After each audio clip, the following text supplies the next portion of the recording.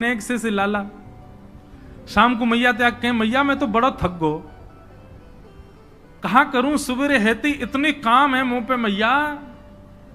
मैया बोली 3.5 बरस को लाला तो पे कहा काम है मुझे बता। ठाकुर जी करें कहा है पूरे दिन? अभी ठाकुर जी ने चोरी शुरू नहीं करी है, ये उससे पहले की कथा है।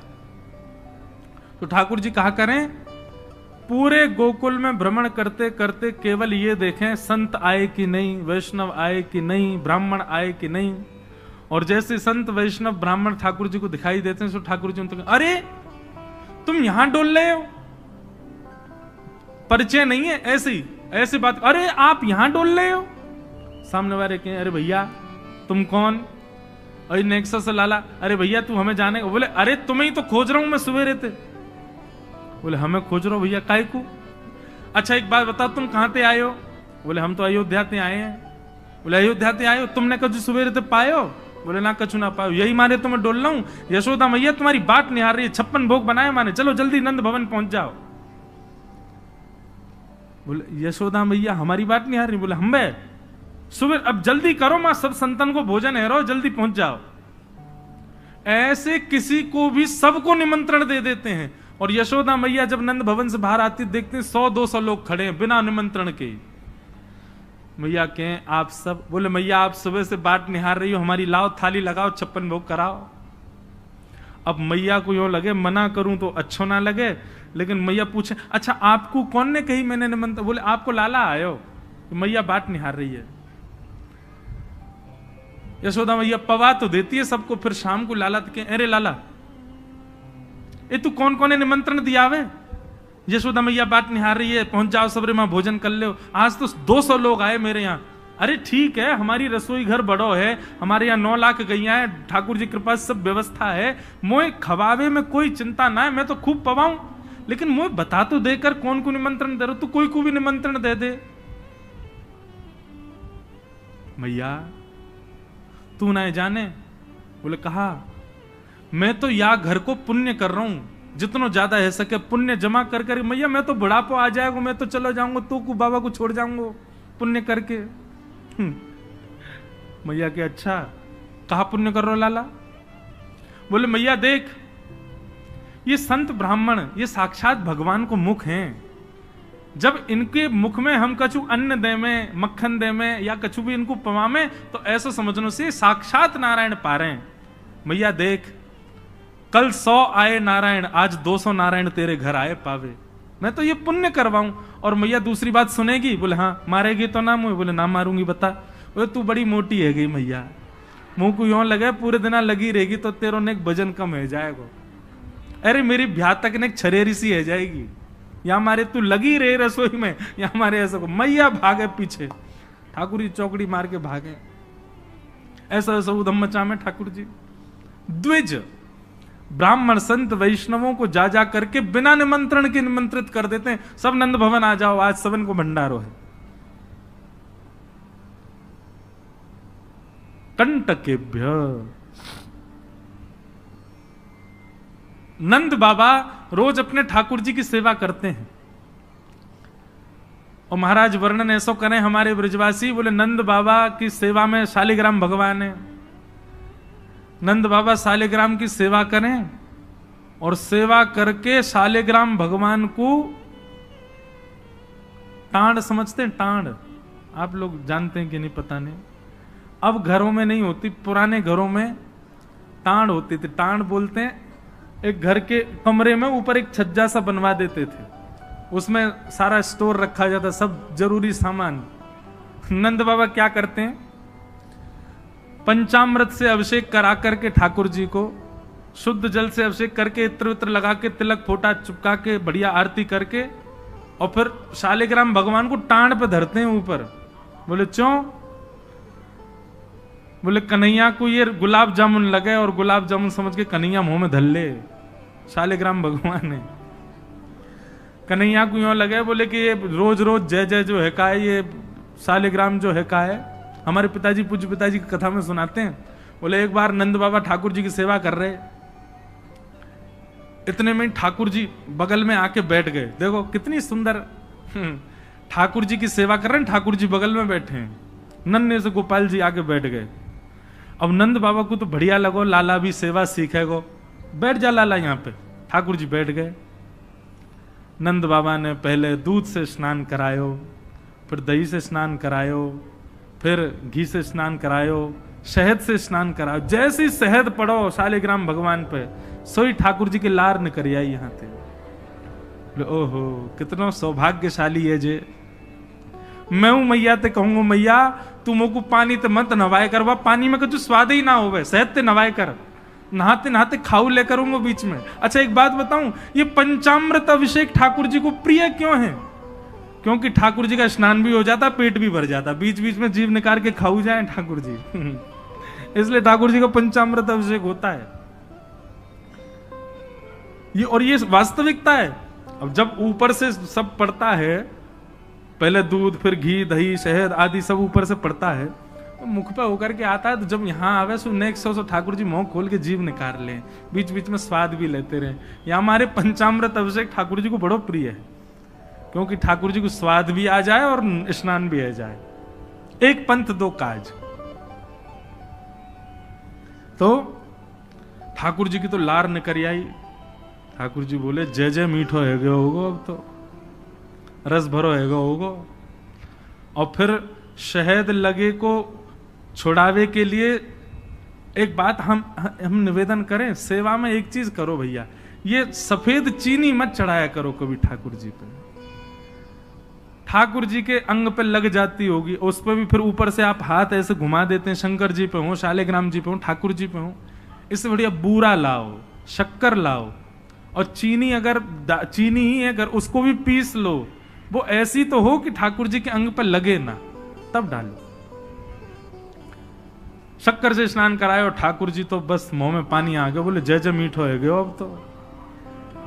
नंद बाबा ने बढ़िया ठाकुर जी को श्रृंगार आदि करके और महाराज ठाकुर जी को तुलसी पदरा के चंदन वंदन लगा के, और नंद बाबा अपनी माला झोली में हाथ दे करके और जाप करने लगे। पूज्य पिताजी महाराज कहें नंद बाबा मुंह पे एक कपड़ा और डाल लें, मुख पर कपड़ा डाल के जप करने से मन एकाग्र होता है, यह भी एक साधना का एक नियम है। नंद बाबा जाप करने लगे। इतने में ठाकुर जी ने देखी बाबा तो जाप में चलोगो, अब कहां जाएगो जय जय बच के। सोई ठाकुर जी धीरे से गए और चौकी पे धरे शालिग्राम भगवान उठाए और मुंह में धर के बैठ गए, और जैसे कोई पान चूसता है ऐसे ठाकुर जी यहां से चूस रहे हैं मुंह में धर के शालिग्राम जी को, और बैठ गए नंद बाबा के बगल में ही आंख बंद करके। इनको ध्यान चल रहा है, बोले अभी जय जय बाहर बाहर ते चूस रहा हूं, नेक देर में अंदर की मिठास आवेगी, शहद भीतर तक चलोगो, निकर नहीं रहो, और जोर जोर से चूस रहे हैं। इतने में बाबा की माला पूरी है। जैसे ही बाबा की माला पूरी भई, बाबा ने नेत्रन से लगा के माला और अपनो कपड़ा हटायो। जय हो मेरे साले जय जय कहां चले गए? अब तो ढूंढे, पुष्प पुष्प उठा के सब देखी, ठाकुर जी यही ना वहां पे। अरे यशोदा, ठाकुर जी कहां चले गए? बगल में छोटे भगत जी बैठे हैं, वो बिल्कुल महाराज ध्यान करके बैठे हैं, या तरफ शालिग्राम जी दबा रखे हैं। लाला जी कहा है तेरे मुंह में? बोले कहा, जल्दी दिखा। नंद बाबा ने एक गुलचा बना करके जैसे ही मुंह में दियो, महाराज सोई शालिग्राम जी बाहर आ गए। नंद बाबा तो लिए उनको सिर से लगा में, रोते रोते गए, अरे यशोदा देख आज कहा भयो? बोले कहा भयो? बोले तेरो लाला उद्यमी है, हमारो लाला उद्यमी है, ये बात तो मैं स्वीकार कर चुका हूं, लेकिन इतना बड़ा उद्यमी? यशोदा मैया बोली भयो का? बोले भैया जे मक्खन खा जाए, घी खा जाए, मिश्री खा जाए, दूसरे इनके घर में जा जाके खाया हुए, लेकिन आज तो यानी भगवान ही खा लिए, जय जय खा गो, हमारे शालिग्राम भगवान को खा गए। यशोदा मैया बोली वो तुमने शहद से स्नान कराए तो बाय लगी होगी, मीठो है गो, जय जया खा जाओ। ठाकुर जी दूर खड़े हैं। वाह दिन से नंद बाबा को नियम है स्नान ध्यान करके ठाकुर जी को टांड पे धर के जाएं कि लाला के हाथ नहीं पड़ जाए कहीं, नहीं तो जय जय खा जाएगा। ऐसी ठाकुर जी की मधुर लीला, इतनी भाव में लीला ठाकुर जी की चल रही है कि सब रीझ जाते हैं। बंधुओं, कभी कभी तो इन लीला को सुन करके, कह करके और अनुभव करके तो नेत्र सजल हो जाते हैं। ये परब्रह्म परमात्मा प्रेम के पूर्ण स्वरूप बन के आए। आहा, वर्णन करते हैं ठाकुर जी ने चोरी का मन बनाया। क्यों? बंधुओं, भगवान के काल में कंस राजा ने ब्रजवासियों के ऊपर कर लगाया था, टैक्स। और क्या टैक्स था कि आप सब लोग अपने घर में गैयाओं को पालो, सारा खर्चा स्वयं करो, और जितना दूध घी दही होगा उसका 70-80% सब मथुरा जाकर के कर के रूप में जमा करना पड़ेगा।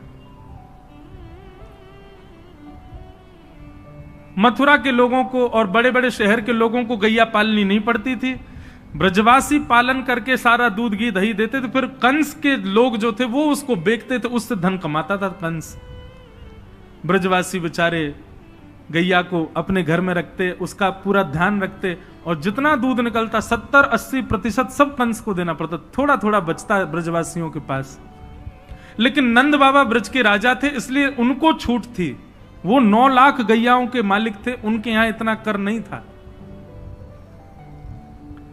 एक दिन ठाकुर जी सब ग्वाल बालों के संग खेल रहे थे। खेल खेल में ग्वाल बाल ने गिर गए तो रोने लगे। ठाकुर जी बोले, अरे तुम दूध घी दही खावे वारे, ऐसे कब गिर जाओ? ठाकुर सब बोले, लाला तू खावे दूध घी दही, हमें तो खावे कोई ना मिले, हफ्ता में एक बार मिले बस। क्यों? बोले सब कंस के यहां जमा करवाना पड़े। तब ठाकुर जी ने मन बनाया कि भैया ये दूध घी दही हमारो धन है, और ये साक्षात अमृत है, ये राक्षस के पास नहीं जाना चाहिए। सबने कही, लाला कौन मारेगो तेरी बात है? कोई ना मानेगो। नेक्स्ट से तू 3.5 बरस को तेरी बातन को कौन मानेगो? ठाकुर जी बोले, बड़े है के तो सबन को माननी पड़ेगी, लेकिन अभी से मुंह को रोक तो करनी पड़ेगी। तो क्या करें? तो बोले अभी बाल अवस्था है, राजी राजी नहीं मानते तो चोरी करके मानेंगे। सबके घरन से जब हम गौरस चोरी कर लेंगे तो फिर कंस को कहा देना पड़ेगा? कछु भी नहीं। कंस तो कह देंगे, भैया चोरी है रही है हमारे यहाँ, चोर को ढूंढो, और चोर हमको ढूंढ ही ना पावेगो, कंस हमको ढूंढ ही ना पावेगो, तो हम चोरी करेंगे। सब ग्वाल बालन को ठाकुर जी ने सिखा पढ़ा दिया, और ठाकुर जी ने चोरी करना प्रारंभ किया। सबसे पहले ठाकुर जी ने चोरी अपने घर में करी। यशोदा मैया ने वहां ठाकुर जी पकड़ लिए। तो ठाकुर जी बोले, अपने घर में तो मिशन फेल भयो, अब गोपीन के घर में जानो शुरू करो। ठाकुर जी ने अपनी रजिस्टर्ड एक संस्था बना ली, बाल गोपाल चौर प्रचार प्रसार मंडल, और उसके अधिपति, उसके प्रेसिडेंट बने 3.5 वर्षीय श्री कृष्ण। जैसे ही कोई बालक ब्रजमंडल में जन्म लेता है, तो जैसे बालक जन्म लेता है तो रिश्तेदार नातेदार आते हैं, उसके बाद फिर आशीष देने वाली एक प्रजाति के लोग भी आते हैं, सब घरों में आते हैं। और जब सब चले जाते हैं तब बाल गोपाल चौर प्रचार प्रसार मंडल आता है, और वो मंडल आकर के साथ में गौरज लेकर के आते हैं ठाकुर जी, गौ के खुर की रज, और उस रज से उस बालक का तिलक कर देते हैं। तिलक का करें? बोले 3 साल और इंतजार है, फिर ये हमारी मंडली में जे भी आ जाएगा, जे भी हमारी तरह चोर बनेगा। उसका जन्म लेते ही उसका रजिस्ट्रेशन कर जाते हैं ठाकुर जी। बड़ी अद्भुत लीला है ब्रज की। आहा, ठाकुर जी दूसरे के घरन में जाके चोरी करने लगे। ऐसा ऊधम, ऐसा उत्पात पूरे गोकुल में, महाराज नाक में दम है गयो। सब गोपी परेशान है गई, सास नजर डांट रही हैं, पति डांट रहे हैं, अरे कंस काउदना हमारे यहां सैनिक भेज के मरवा देगो, हमारे यहां से इतने दिन से मक्खन नहीं गयो है। गोपियां सब चिंतित भी होती हैं, लेकिन सबको अच्छा भी लगता है, कन्हैया आके चोरी करते हैं। तभी उन गोपियों में एक गोपी थी, उसका नाम था प्रभावती। प्रभावती गोपी एक दिन सब गोपियों से बैठ करके चर्चा, सब गोपियां कह रही थी, मेरे घर की तो ऐसे कर गो, मेरे यहां तो ऐसी मटकी फोड़ गयो, मेरे यहां ऐसा माखन चुरा गयो। प्रभावती व्यंग में हंसने लगी, हंस करके बोली, आज तक मेरे यहां दृष्टि भी नहीं डाली उस कन्हैया ने। अरे तेरो घर कैसे बच गयो? बोले, अरे कन्हैया को अपने प्राण प्यारे होंगे तो मेरे घर के आसपास भी नहीं आवेगो। वो जाने ना है मेरो नाम प्रभावती है। अब ये बात गोपी कह रही थी सब सखियों से। इतने में ही वहीं एक बालक था, वो ठाकुर जी का मित्र था। वो ठाकुर जी के पास दौड़ो दौड़ो गए, वो लाला एक गोपी है प्रभावती वाने यूं कहिए, लाला को अपने प्राण प्यारे होंगे तो आवेगो मेरे यहां चोरी करवे, मेरे यहां आई ना सके, प्राण प्यारे हैं यही मारे ना आवे। ठाकुर जी बोले हमको चुनौती दे रही है? बोले हम बे लाला तू को चुनौती दे रही है? बोले अगलो धावो यही के घर मारनो है। सबसे पहले तो ठाकुर जी ने प्रभावती के देवर को अपना सखा बनाया। देवर कितना बड़ा, वो भी छोटा सा ही था। ठाकुर जी ने उसको अपना सखा बनाया। सखा बना करके उसको बेला फुसला करके बढ़िया उसको बढ़िया मक्खन वक्खन खवा के अपने पक्ष में कर लिया। ठाकुर जी बोले ए सुन, तेरी भाभी प्रभावती एक दिन चुनौती दे रही कि कन्हैया मेरे यहां चोरी करके दिखाया। प्रभावती का देवर बोलो लाला बता कहा करनो? बोले जा देना तेरी भाभी बढ़िया वारो मक्खन निकारे, बस तू संकेत कर दियो, और जब वो जमुना जल भरवे जावे घर में कोई नहीं हो वही समय हमारा आक्रमण होगो। ठीक है। प्रभावती ने एक दिन बढ़िया मक्खन निकारो और महाराज मक्खन निकाल करके छींके पर टांगो, और वो बालक ने देख लिया, दौड़ करके ठाकुर जी के पास बोले आज भाभी ने मक्खन निकालो, आज ही चलो लाला। बोले हाँ आज चलेंगे। प्रभावती यमुना जल भरने के लिए गई। ठाकुर जी उसके यहां प्रवेश कर गए, और प्रवेश करके महाराज चार के ऊपर तीन के ऊपर दो के सबसे ऊपर ठाकुर जी, और ठाकुर जी लेकर के बढ़िया मक्खन खाने लगे। मक्खन दूसरे इनको पवान लगे कि मरकान भोक्षण विभजति सचेन नात्री भांडम भिन्नति। स्वयं पाते हैं, ग्वाल बालों को पवाते हैं, और जब सब पा लेते हैं तो फिर मरकान भोक्षण संग में बंदर और चलते हैं उनको भी पवाते हैं। लेकिन प्रभावती के यहां इतना मक्खन था, ठाकुर जी का भी पेट भर गया, ग्वाल बालों का भी भर गया, और सब बंदरों का भी पेट भर गया, लेकिन मक्खन अभी पूरा नहीं हुआ, खत्म नहीं हुआ। ग्वाल बाल बोले लाला मक्खन तो अभी बहुत सारो बच गो। ठाकुर जी बोले ये प्रभावती हमको बड़ी चुनौती दे रही ना, याकू ने मजा तो चका जाए। सो कहा कियो। ठाकुर जी ने एक हंडी लई, एक लठ लियो, और वहां से वह हंडी को फोड़ दियो, जितना मक्खन हो सब नीचे गिर गयो, और वह मक्खन को चौका लगा गए, पोंछा कर गए पूरे घर में। एक कोने पे जाकर के मक्खन रह नहीं जाए कहीं भी, और पूरे में बढ़िया चौका लगा करके, और ठाकुर जी अपने ग्वाल बालों के संग अंधेरे में छुप के खड़े है गए। बोले देखियो अब मजो आवेगा, प्रभावती आवेगी। प्रभावती आई, सिर पर दो मटकियां बड़ी अचक अचक करके चल रही थी, संभल के चल रही थी। जैसे ही माने द्वार खोलो, और द्वार खोलते ही अपना पाम भीतर धरो, इतने में ही भोपाल शताब्दी की तरह ऐसी रिपटी महाराज, ऐसी रिपटी सिर में लगी, कमर में लगी, हाथ पाम बाकी सब रहे कह गए, और गिरी सो गिरी। यमुना जल मिल गए मक्खन में तो और चीकना हो गया। अब वो उठ ही नहीं पा रही है, जैसे उठे फिर गिरे, जैसे उठे फिर गिरे। और ठाकुर जी ताली बजा बजा के हंसे, सब ग्वाला के लाला आज तो बड़े मजे आए, आज तो बड़े मजे आए। मेरी भाभी कहा कह रही कन्हैया को अपने प्राण प्यारे यहाँ हमारे ना आवे। अब तो को तेरे प्राण प्यारे होंगे ना तो कभी हमको चुनौती नहीं देगी। और ठाकुर जी भाग गए। प्रभावती महाराज जैसे तैसे रिपट रिपट के बाहर आई, और जाके सीधे यशोदा मैया के पास पहुंच गई, और जाके बोलने लगी, बोले मैया अपने लाला संभाल ले, नहीं तो काउदना हाथ दिखा दूंगी याकू में। ऐसा उधम मचावे, देख मेरी कोहनी टूट गई, कमर टूट गई, ऐसा उधम मचा के गयो। यशोदा मैया बोली तुम गोपीन पे कछु काम ना है, 24 घंटा मेरे लाला के पीछे पड़ी रहो, काउदना रंगे हाथ पकड़े तो आइयो, नहीं तो कभी मुख मत दिखाइयो अपनो। प्रभावती बड़ी चिंता में है, बोले ठाकुर जी को रंगे हाथ कैसे पकड़ूं। इतने में यानी विचार कियो कि मेरो जो देवर है वो लाला के संग बहुत ज्यादा रहवे, तो यार देवर को पहले अपने पक्ष में करो। ये देवर कभी ठाकुर जी के पक्ष में जा रहा हो, कभी प्रभावती के पक्ष में। प्रभावती ने एक दिन वाकू दिखाते भय मक्खन निकारो,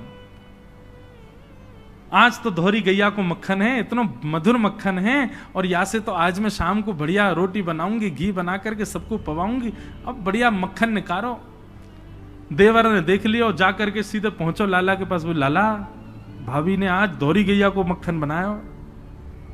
ग्वाल बाल सब बोले लाला वहीं चल, बात ना बड़े मजे आए वहां पे, आज फिर चल रहे हैं प्रभावती के यहां। ठाकुर जी वे चलो। अब प्रभावती ऐसा दिखा करके गई कि वो जमुना जल भरने चली गई है। ठाकुर जी ने देख लिया प्रभावती जमुना जल भरवे गई है, लेकिन जैसे ही ठाकुर जी वाके घर की ओर भागे, प्रभावती दौड़ करके पीछे के द्वार से गई और खिड़की में होके भीतर घर में आ गई और चुपचाप खड़ी हो गई अंधेरे में, हाथ में बड़ा डंडा लेकर के। ठाकुर जी आए, ठाकुर जी ने आकर के जैसे ही महाराज 4 3 2 1 ऊपर चढ़े, चोरी करनो प्रारंभ कियो। ठाकुर जी जब पूर्ण रूपेण व्यस्त हो गए चोरी में, तब प्रभावती अपना डंडा लेकर के निकली। दारी क्यों तुम्हें बताऊं। और जैसी प्रभावती आई, महाराज नीचे वाले सबसे पहले भागे, और नीचे वाले भागे तो ऊपर वाले सब गिर गए, ठाकुर जी लटक गए ऊपर। अब बाकी के सब तो वहां से भाज गए, ठाकुर जी रह गए। अब नीचे प्रभावती खड़ी है, आजा लाला तो बताऊं मैं। प्राण प्यारे, देख देख देख प्रभावती तू सही ना कर रही है, तू जाने ना है मैं जय जय हूं। बोले तेरी जय जय तो मैं निकारूंगी, नीचे आ पहले तू। जैसे तैसे करके ठाकुर जी नीचे उतरे। प्रभावती बोले देख तुम तो को मुंह पे दया ना आवे, मैं कितनो सीधो साधो भोरो सो प्यारो सो, देख मैं तू वचन दूं आज के बाद नहीं आऊंगा तेरे घर, तू अब कछु मत करे, तू मुंह को मारे मत। बोले ना ना मारूंगी ना लाला, इतना कोमल सो मेरो लाला, वाकू कैसे मार सकूं मैं। ठाकुर जी बोले हाँ जी तो मैं मारी हूं मत। बोले मारूंगी ना तो को पकड़ के यशोदा को दे के आऊंगी आज मैं, वो बतावेगी तो।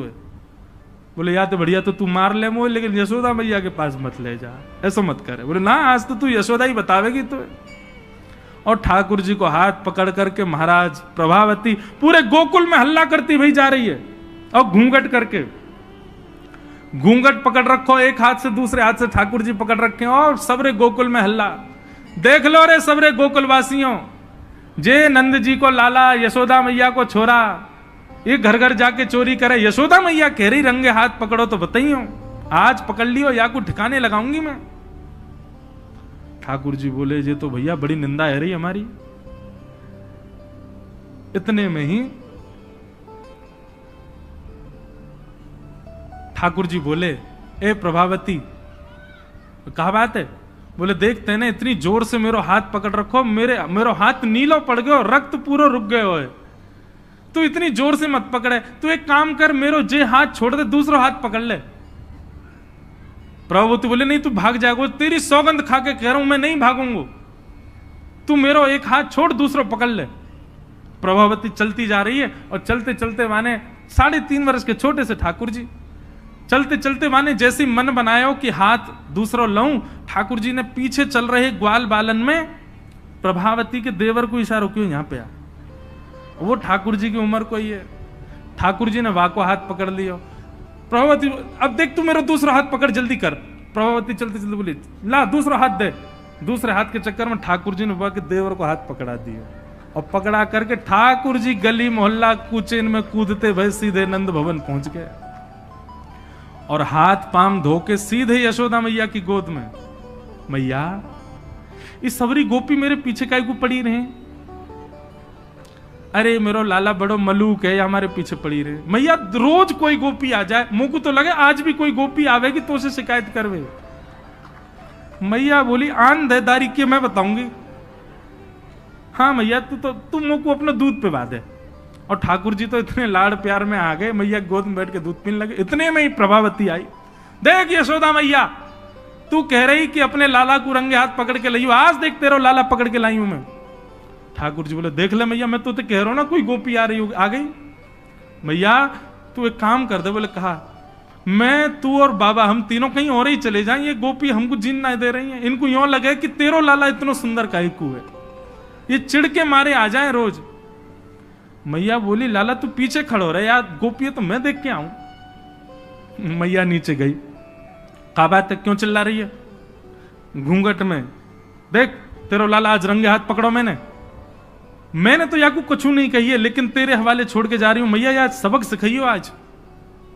मैया बोली कौन है? बोले तेरो लाला। बोले देख तो सही कौन है। प्रभावती ने घूंघट उठा के देखो तो वही के देवर को हाथ। प्रभावती बंदर तू कहां से आया? भाज गयो। अब तो यशोदा मैया ने खूब सुनाई। बोले नहीं नहीं मैया मैंने तुम्हारे लाला ही पकड़ो। बोले तू झूठ बोले, मेरो लाला तो अभी दूध पी रहा मेरी गोदी में बैठ के। कन्हैया। इतने में ठाकुर जी आए भी तो। हाँ मैया कहा कर रहे हो तू? मैया मैं तो तेरी गोद में बैठो दूध पी रहा। मैया ये सबरी गोपी मेरे पीछे पड़ी रहे, मैं कहा बताऊं, इन लोगन की तो ऐसी आदत है गई है, और ये प्रभावती तो सबसे ज्यादा। मैया ने खूब डांटी। प्रभावती बोले ये हुआ कैसे? प्रभावती बोले अच्छा मैया क्षमा कर दो मैं जाऊं। प्रभावती चली गई। ठाकुर जी बोले मैया मैं 2 मिनट में आऊं, अभी ने सखांत में ले आऊं। जैसे प्रभावती ने दूर पहुंचे सो ठाकुर जी आए आगे से, और प्रभावती के आगे आगे खड़े है गए। तो कहो जी कैसी रही आज? प्रभावती बोली तेने ही कियो कैसे? बोले मैंने कैसे कियो वो मत पूछे, लेकिन मैं तू को चुनौती देवे आया हूं। आज तेने मेरो हाथ पकड़ो तो मैंने अपनो हाथ देवर में बदल दियो।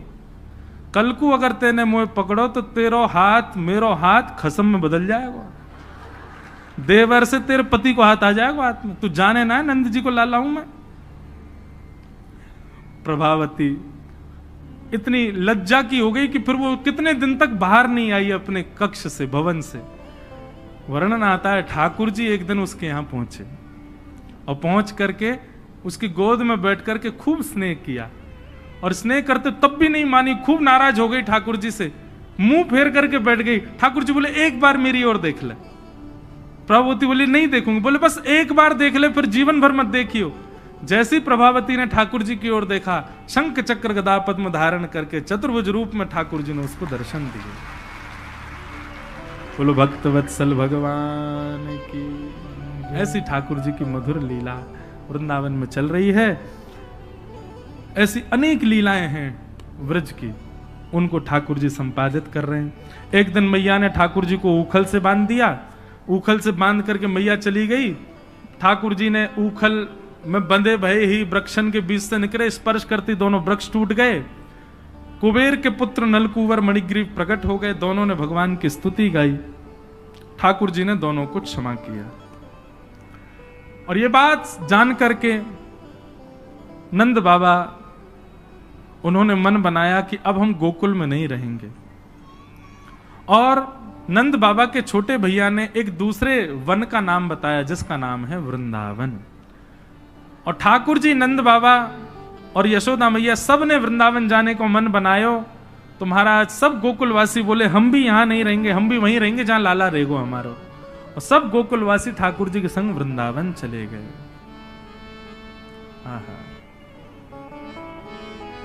ऐसो सुंदर प्यारो वृंदावन है।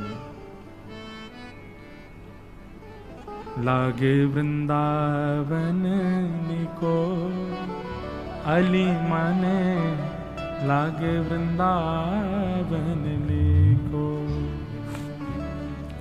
लागे वृंदावन निको अली माने, लागे वृंदावन निको लागे।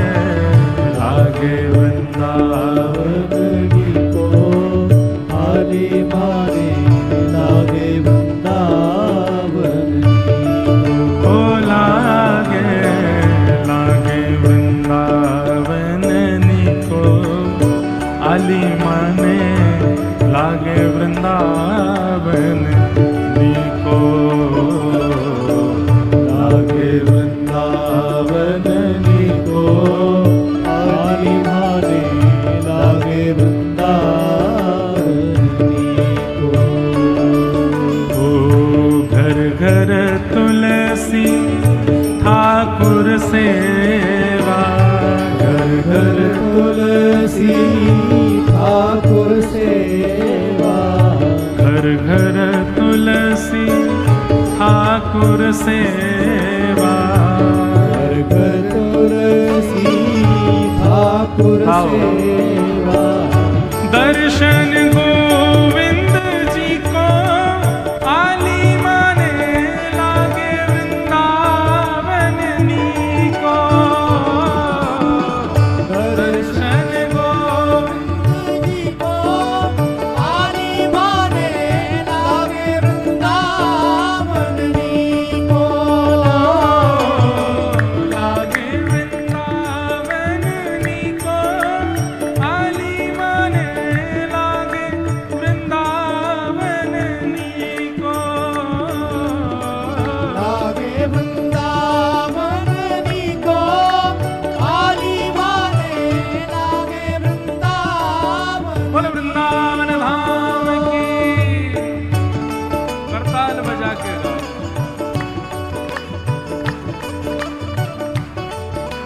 आज श्री गिरधर लाल जी पधार रहे हैं कथा में, मानो साक्षात वृंदावन पधार रहा है।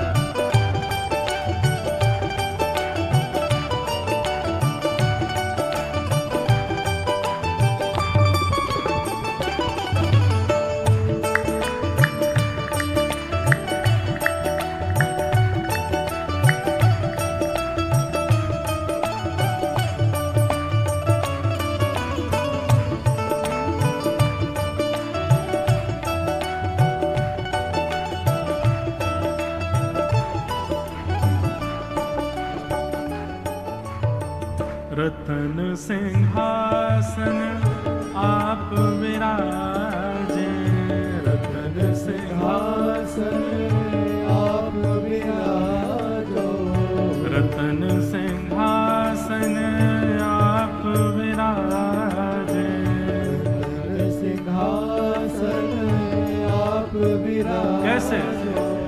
मुकुट धरे तुलसी को, आली माने लागे वृंदावन नी को। मुकुट धरे तुलसी को, आली माने लागे वृंदावन नी को। लागे वृंदावन नी को, आली माने लागे वृंदावन नी को। लागे वृंदावन नी को, आली माने लागे वृंदावन नी को। हे मीरा के प्रभु गिरधर नागर, मीरा के गिरधर नागर प्यारे नटवर नागर, गिरधर नागर प्यारे नटवर नागर। मीरा के प्रभु गिरधर नागर, मीरा के प्रभु गिरधर नागर। मीरा भाई क्या कहती है भैया? ओ भजन बिना नर फीको, आली माने लागे वृंदावन नी को। भजन बिना नर फीको, आली माने लागे वृंदावन नी को। लागे वृंदावन नी को, आली माने लागे वृंदावन नी को। लागे वृंदावन नी को, आली माने लागे वृंदावन नी को। हे वृंदावन वृंदावन, मेरो प्यारो वृंदावन, बड़ो प्यारो वृंदावन, मन भावन वृंदावन। श्री वृंदावन वृंदावन, वृंदावन वृंदावन, श्री वृंदावन वृंदावन, श्री वृंदावन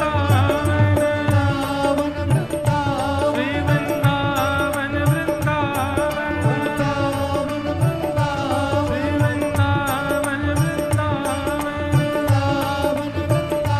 श्री वृंदावन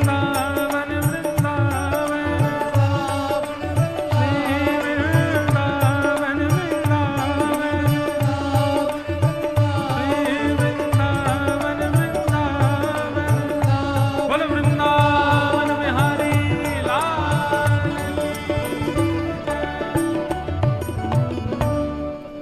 वृंदावनम संप्रविश्य सर्वकाल सुखावहम। सबको बहुत सुख मिला वृंदावन आकर के। ठाकुर जी अत्यंत प्रसन्न हो गए वृंदावन आकर के। क्यों भैया? वृंदावन ब्रह्मा जी ने नहीं बनाया है, वृंदावन इस पृथ्वी का अंग नहीं है। श्यामा हृदय कमल सो प्रगटो। हम वृंदावन रसामृत पद में क्या गाते हैं? किशोरी जी के हृदय से वृंदावन प्रकट हुआ है।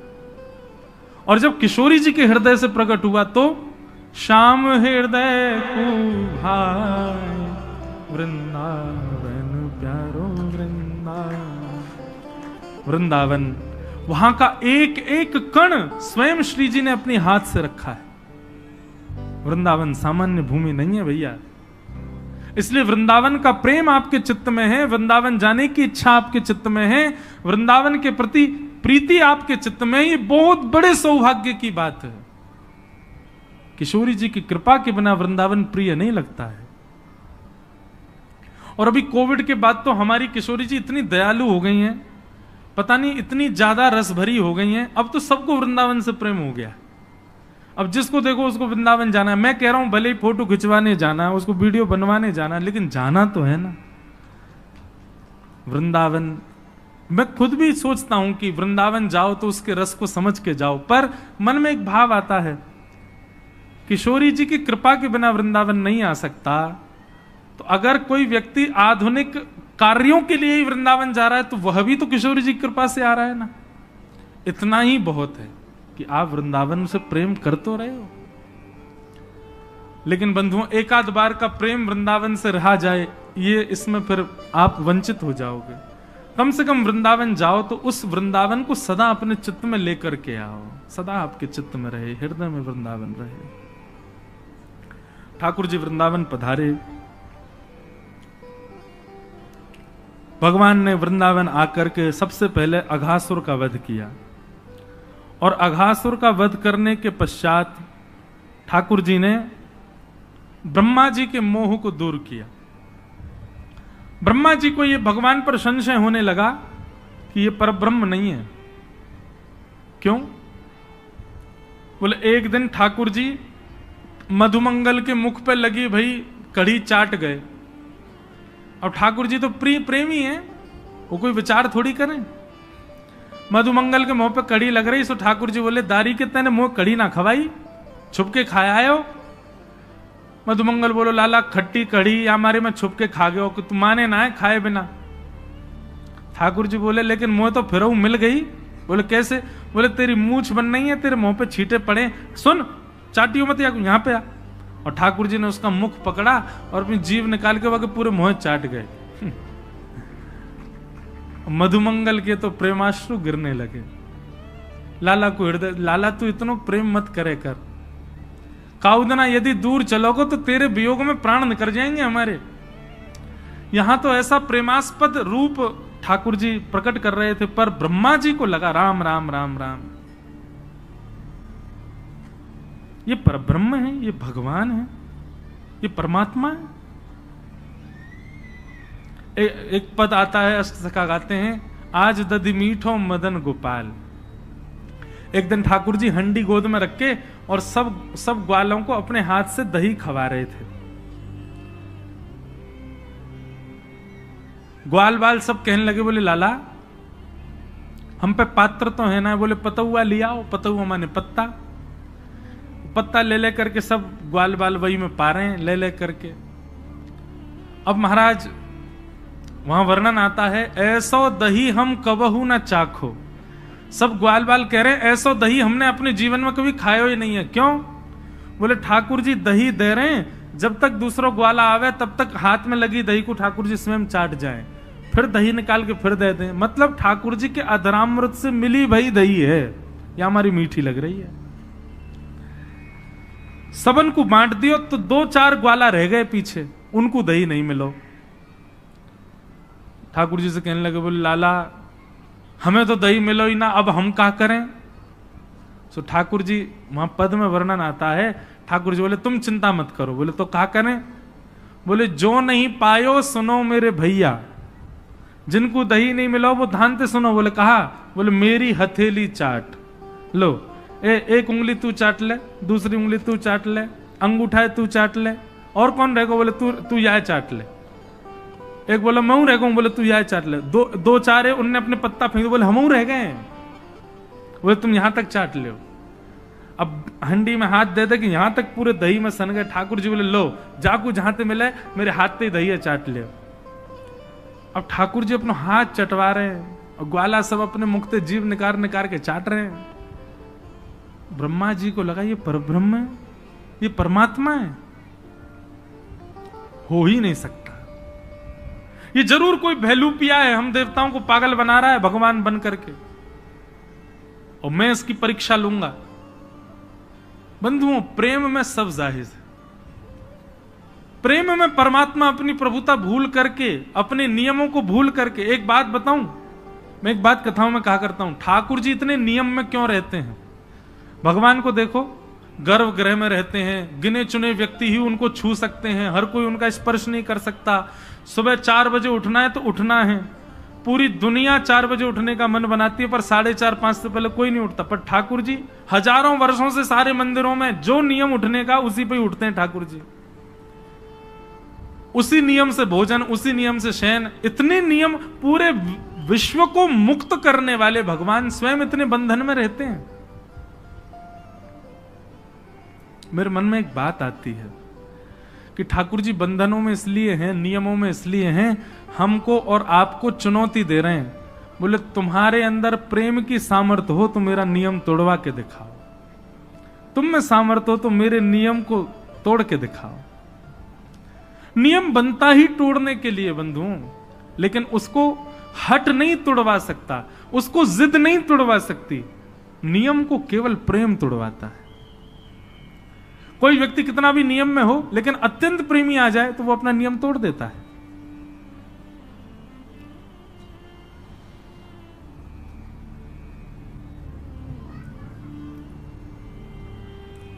तो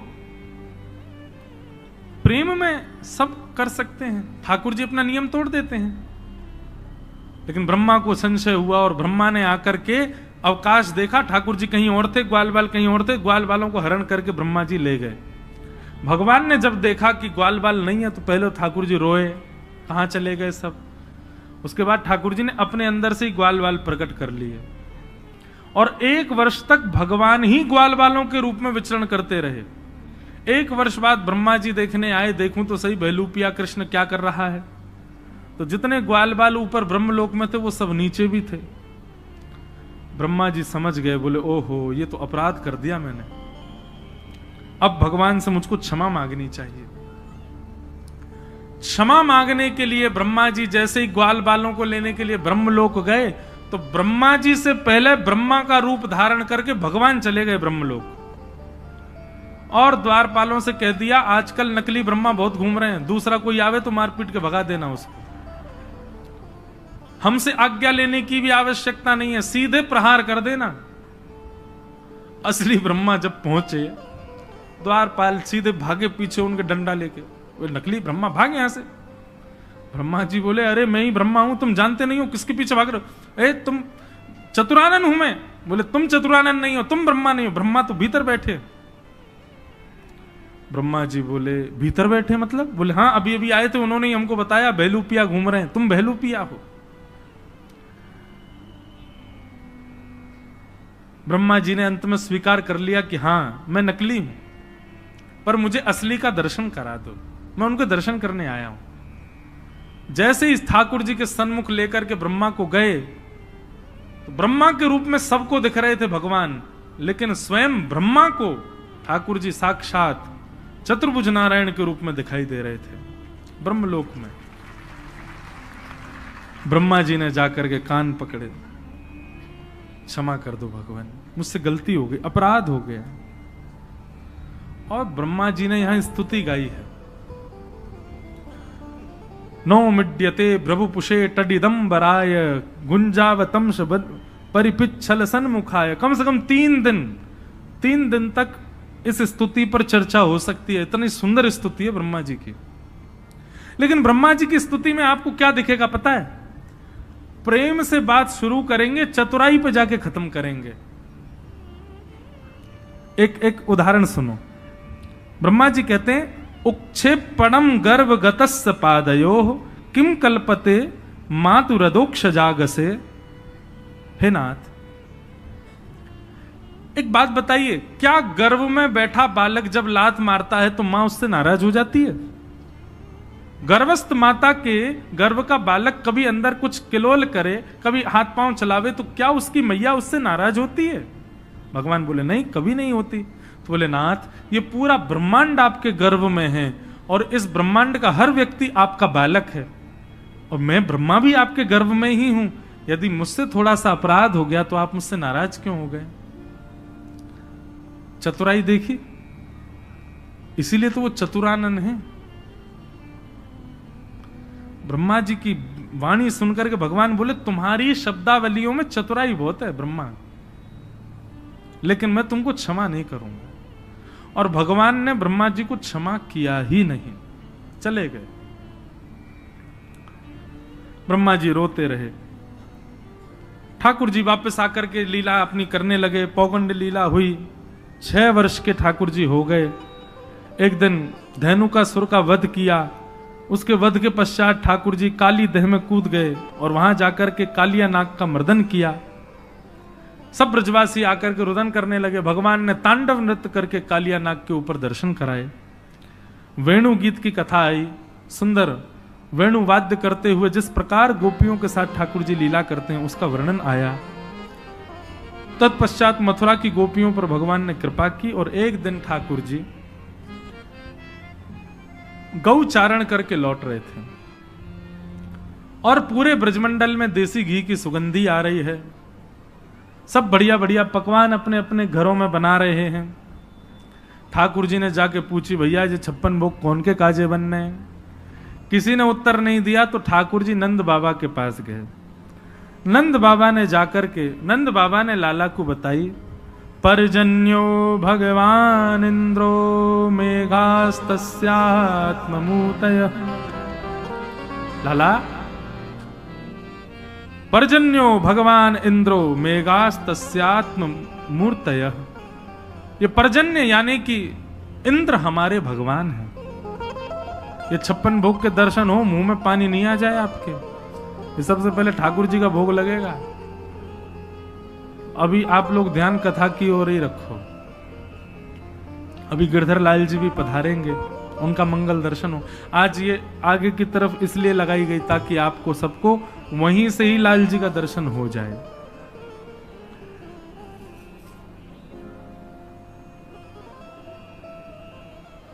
सब ब्रजवासियों को बैठा करके नंद बाबा ने उपदेश दिया, लाला को समझाए। बोले लाला, ये पर्जन्य इंद्र हमारे भगवान है।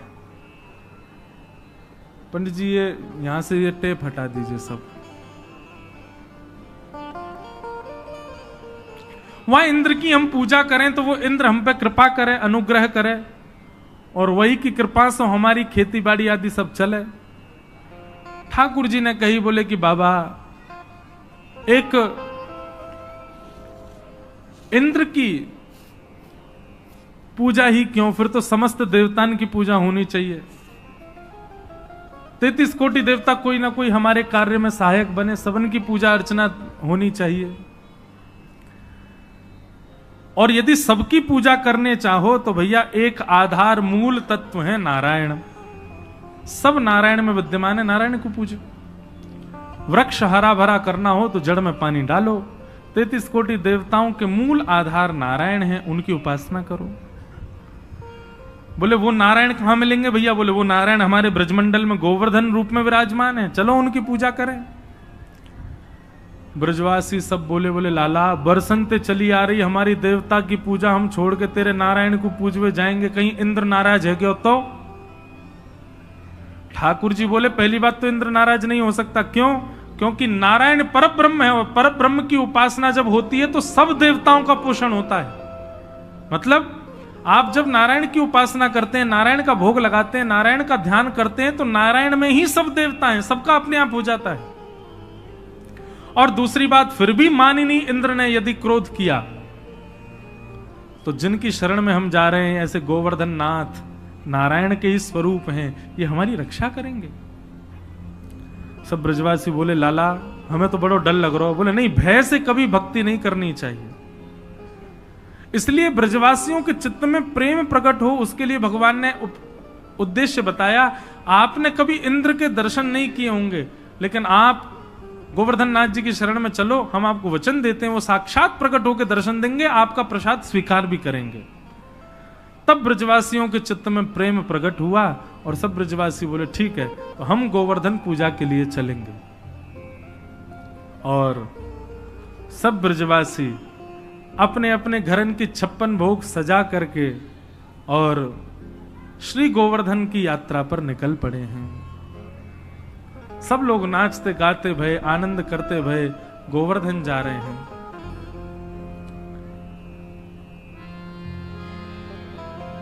मैं तो गोवर्धन को जाऊं मेरी वीर, नाय माने मेरो मनुआ। मैं तो गोवर्धन को जाऊं मेरी वीर, नाय माने मेरो मनुआ।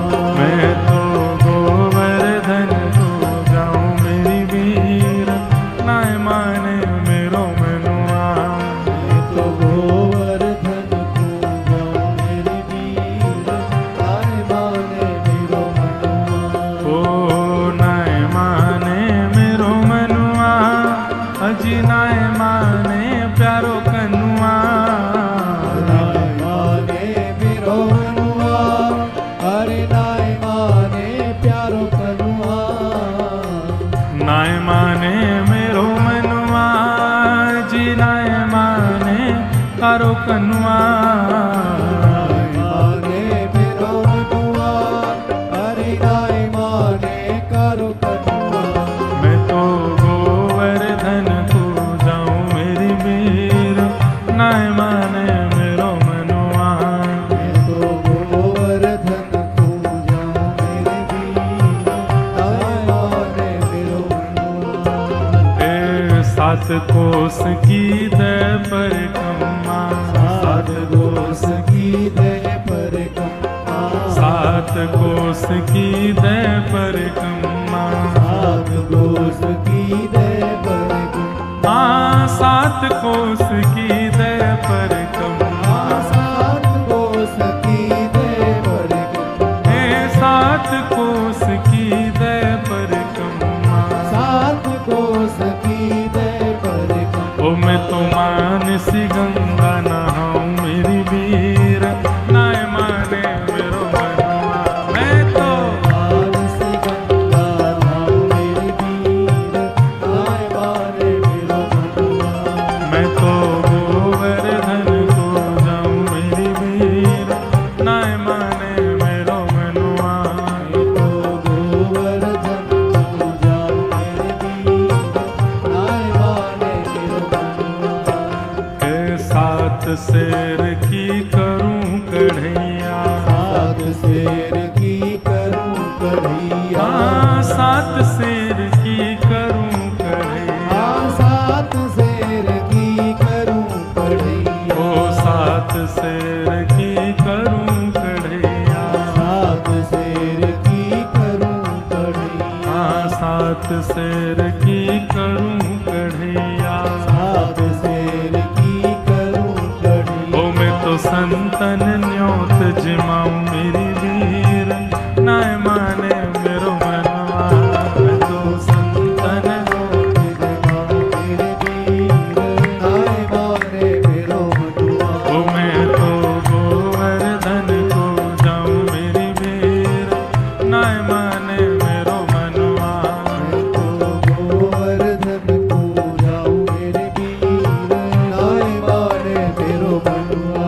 ओ नाय माने मेरो मनुआ, जी नाय माने कारो कनुआ। नाय माने मेरो मनुआ, अरे नाय माने कारो कनुआ। मैं तो गोवर्धन को जाऊं मेरी वीर, नाय माने मेरो मनुआ।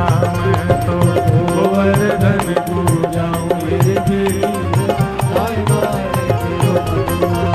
ओ गिरिराज धरण प्रभु तुम्हारी शरण, गिरिराज धरण प्रभु तुम्हारी शरण। गिरिराज धरण प्रभु तुम्हारी शरण, गिरिराज धरण प्रभु तुम्हारी शरण। ओ गिरिराज धरण प्रभु तुम्हारी शरण, गिरिराज धरण प्रभु तुम्हारी शरण। ओ गिरिराज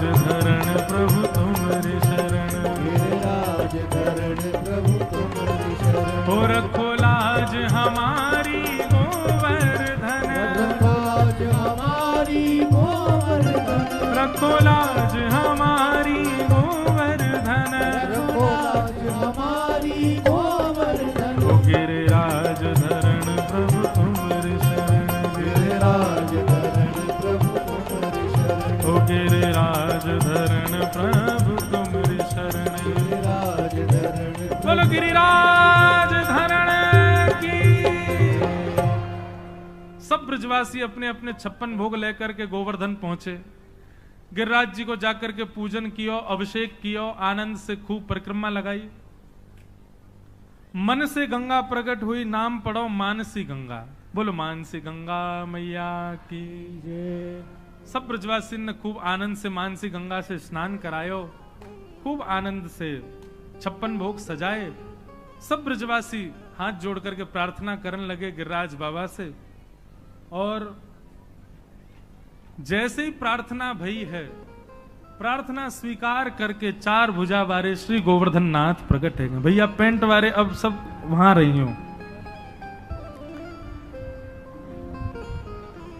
4 भुजा वाले श्री गोवर्धन नाथ प्रकट है गए। लाओ ब्रजवासियों भोग, लाओ ब्रजवासियों भोग, लाओ ब्रजवासियों भोग। 4 भुजा वाले ठाकुर जी प्रकट है गए और प्रकट है करके चारों भुजान से मांग रहे हैं, लेके आओ अपने अपने भोगन को। सब ब्रजवासी अपने अपने घर के भोग लेके जामे ठाकुर जी को अपने हाथ से पवा रहे हैं। ब्रजवासी सब बोले लाला तेने सांची कही, ठाकुर जी प्रकट है गए। अरे भाई इंद्र की पूजा करते करते बूढ़े है गए, हम कभी ना आयो वो, लेकिन तेरो सांचो है गोवर्धन नाथ, देख कैसे प्रकट भयो। एक ब्रजवासी बोला लाला एक बात बता। बोले हाँ, जो गोवर्धन नाथ को चेहरा तोते बहुत मिले, बिल्कुल तेरे जैसो लग रहा। लाला तेरी 2 भुजा कर दो, नेक और बड़ो श्रृंगार कर दो तो ऐसे लगेगा तू ही है का। ठाकुर जी बोले अरे तुम नहीं जानो, मेरी गैया यहीं चरवे आवे गिरिराज जी पे, और वह गैया को दूध जाको मैं पीऊं, वही को जे गोवर्धन नाथ पीवे, या हमारे हम दोनों को चेहरा एक जैसो है, एक ही गैया को दूध पीवे हम। श्रीदामा बोलो हे रे लाल, जे कौन सी बात भाई, गैया को दूध पीवे तो हमारो चेहरा कैसे मिल जाएगा। बोले चो तेने तेरी मैया को दूध पियो। बोले हाँ। तेरी बहन ने भी तेरी मैया को दूध पियो। बोले हाँ। तुम दोनों उनको चेहरा मिले कि ना मिले, बहन भैया एक जैसे लगो बिल्कुल। बोले हाँ लाला बहन भैया तो एक जैसे लगे। बोले यही मारे एक ही मैया को दूध पीवे से चेहरा मिले। श्री दामा थोड़ी देर सोचने लगो, फिर बोलो अरे लाला फिर तो बछड़ा को चेहरा वो हमसे मिलना चाहिए, वो गैया को दूध पीवे भाई गैया को हम पीवे, हमारो चेहरा तो मिले ना। बात ठाकुर जी बोले अब जाए मैं कल बताऊंगा, अभी मत पूछे मुझसे, अभी तो यूं ही सुन ले कि हम दोनों एक ही गैया को दूध पीवे। और ब्रजवासी इतने भोरे मान गए आ बात को। बोले अरे लाला की गैया को दूध पीवे, हमारे लाला जैसो लग रहा हो देवता।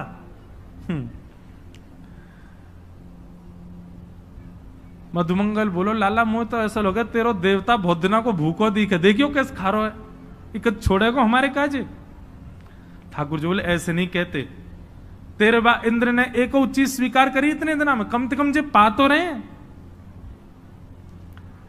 सब ब्रजवासी बड़े आनंद में थे, वहीं नाच रहे हैं, वहीं गा रहे हैं, गिरिराज जी को भोग लगा रहे हैं और बड़े सुख में सब भर आए।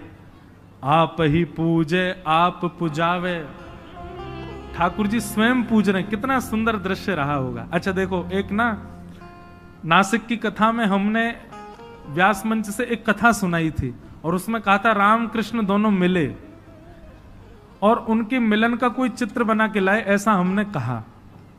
आप विश्वास माने अभी तक हमारे पास में 35 चित्र आ चुके हैं बन करके, और इतने सुंदर सुंदर बालकों ने चित्र बनाए, राम कृष्ण दोनों एक दूसरे गले में गलवैया हाथ डाल करके। वो कथा तो फिर नासिक वाली सुनो, उसमें वो सुनाई है हमने, दोनों का मिलन हुआ, ठाकुर जी का और श्री राघव जी का। अच्छा, उस चित्र में हमने एक बात कही थी कि देखने वाले को पता ना लगे कि कृष्ण कौन है और राम जी कौन है। अब आप जब मोर पिच बना देते हैं तो समझ आ जाती है कि ये कन्हैया है, वंशी हाथ में दे देते हैं तो समझ आती है कन्हैया है। ऐसा चित्र बनाना है कि नेत्रों से ही पता चले कि कृष्ण कौन है, क्योंकि जिनके नेत्र चपल दिखें वो कन्हैया हैं, जिनके नेत्र गंभीर हैं वो राम जी, बाकी सब कुछ एक जैसा।